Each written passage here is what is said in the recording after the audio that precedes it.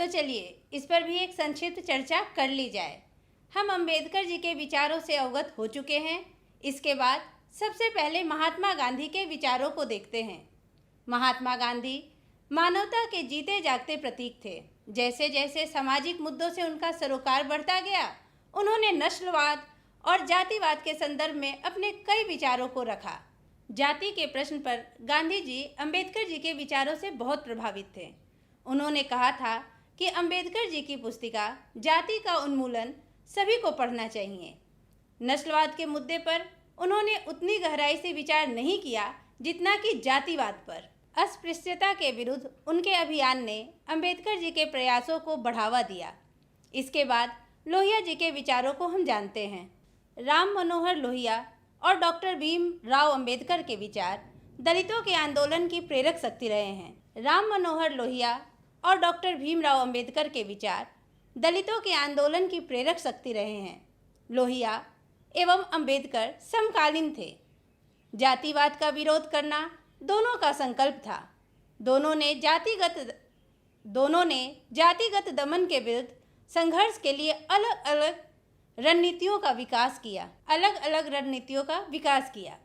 यद्यपि अंबेडकर और लोहिया ने अलग अलग संदर्भों में अपना लेखन कार्य किया, परंतु वे दोनों भारतीय समाज की अनेक बुराइयों के लिए जाति व्यवस्था को जिम्मेदार मानते हैं। इनमें शामिल है आर्थिक गतिहीनता एवं सांस्कृतिक अधःपतन। दोनों ही यह मानते थे कि जाति प्रगति, नैतिकता, प्रजातांत्रिक सिद्धांतों और परिवर्तन का नकारात्मक पक्ष है। भाषा की बात, आइए इससे बने हुए प्रश्नों को देखें। पहला प्रश्न है, पाठ से सरल, संयुक्त एवं मिश्र वाक्य चुनें। तो सबसे पहले हम ये जान लें कि वाक्य कहते किसे हैं। सार्थक शब्दों के समूह को वाक्य कहते हैं।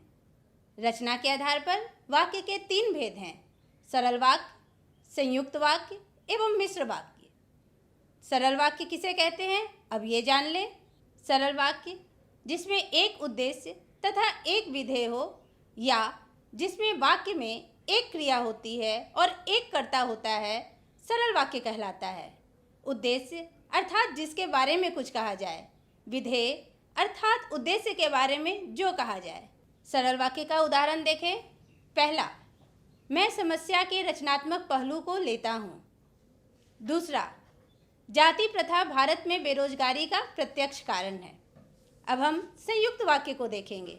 संयुक्त वाक्य जिस वाक्य में 2 या 2 से अधिक सरल वाक्यों को समुच्चय बोधक द्वारा जोड़ा जाए उसे संयुक्त वाक्य कहते हैं।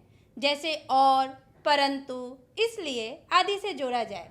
चलिए संयुक्त वाक्य के उदाहरण को देखते हैं। संयुक्त वाक्य का उदाहरण, तात्पर्य यह कि दूध पानी के मिश्रण की तरह भाईचारे का यही वास्तविक रूप है और इसी का दूसरा नाम लोकतंत्र है। अब हम मिश्र वाक्य की बात करेंगे। मिश्र वाक्य वह वाक्य जिसमें एक मुख्य वाक्य मिश्र वाक्य वह वाक्य जिसमें एक मुख्य उपवाक्य हो और अन्य आश्रित उपवाक्य हो, जिन्हें योजक चिन्हों के द्वारा जोड़ा जाए, उसे मिश्रित वाक्य कहते हैं। जैसे, यह विडंबना की बात है कि इस युग में भी जातिवाद के पोषकों की कमी नहीं है।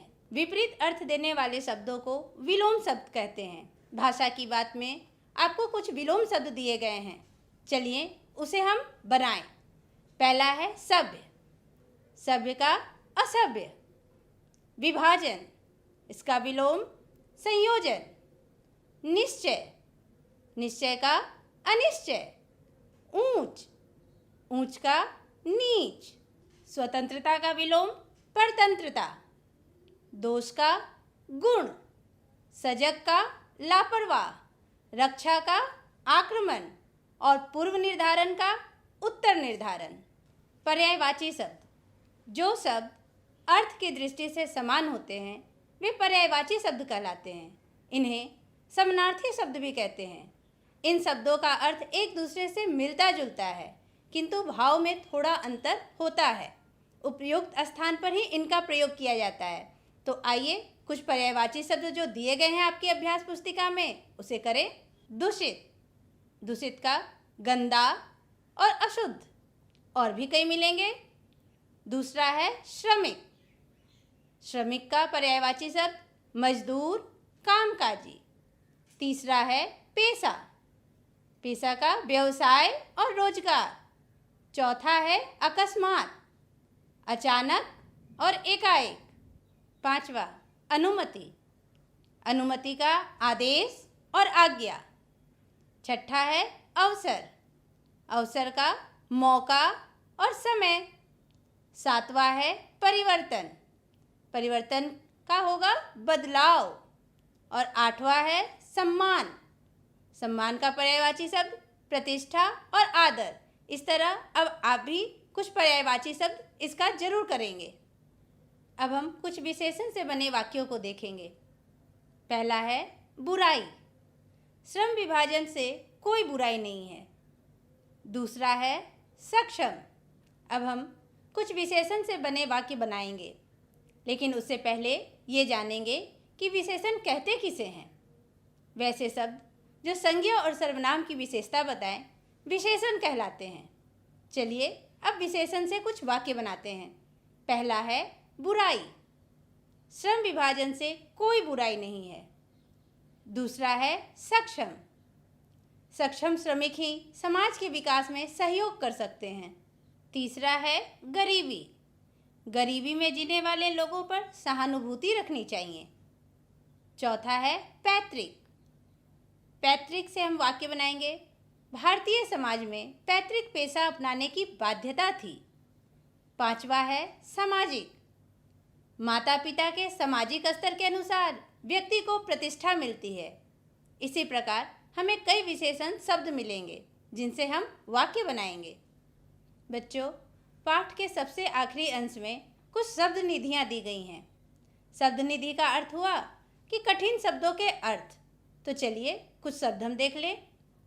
शब्द हैं पोषक यानी समर्थक, पूर्व निर्धारण यानी पहले ही तय कर देना, प्रक्रिया यानी किसी काम के होने का ढंग या रीति, प्रतिकूल इसका अर्थ हुआ उल्टा या विपरीत, स्वेच्छा इसका अर्थ हुआ अपनी इच्छा से, उत्पीड़न, उत्पीड़न का अर्थ है यंत्रणा, उत्पीड़न, उत्पीड़न का अर्थ है यंत्रणा देना, संचारित, संचारित का अर्थ है प्रवाहित, बहुविध अर्थात अनेक प्रकार से, प्रत्यक्ष यानी समक्ष, भ्रातृत्व यानी भाईचारा, वांछित यानी चाहा हुआ।